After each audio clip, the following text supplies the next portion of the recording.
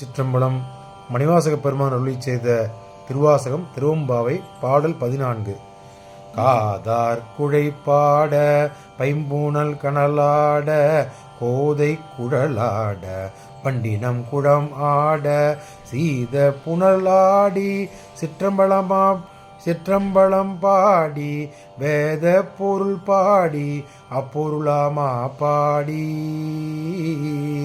காதார் குழையாட பைம்பூன் கனலாட கோதை குழலாட பண்டினங்குளம் குடமாட சீத புனலாடி சிற்றம்பலம் பாடி வேத பொருள் பாடி அப்பொருளாமா பாடி சோதித்திரம் பாடி சூழ்குன்றை தார்பாடி ஆதித்திரம் பாடி அந்த மாமா பாடி பேதித்து நம்மை வளர்த்தெடுத்த பெய்வளை தன் பாதத்திரம் பாடி பாடேலோரெம்பாவாய் சோதித்திரம் பாடி சூழ்கொன்றை தார்பாடி ஆதித்திரம் பாடி அந்த மாமா பாடி பேதித்து நம்மை வளர்த்தெடுத்த பெய்வளை தன் பாதத்திரம் பாடி ஆடேலோர்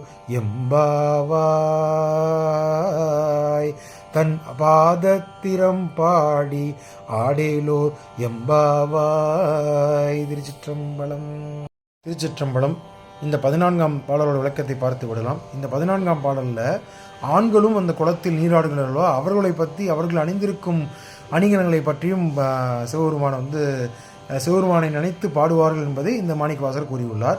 அதில் எப்படி வர்ணிக்கிறார் என்றால், ஆண்கள் அணிந்துள்ள காதணிகள் தண்ணீரில் ஆட, அவர்களின் தங்க நகைகள் ஆட, பெண்கள் கூந்தலில் இருக்கிற மலர்கள் கழன்று அக்கூந்தலில் மலர்கள் அணிந்திருந்ததால் ஏற்பட்ட வாசனைகள் கருதி அதை முகர வண்டினம் அங்கே வருமாமா அந்த குளத்திற்கு.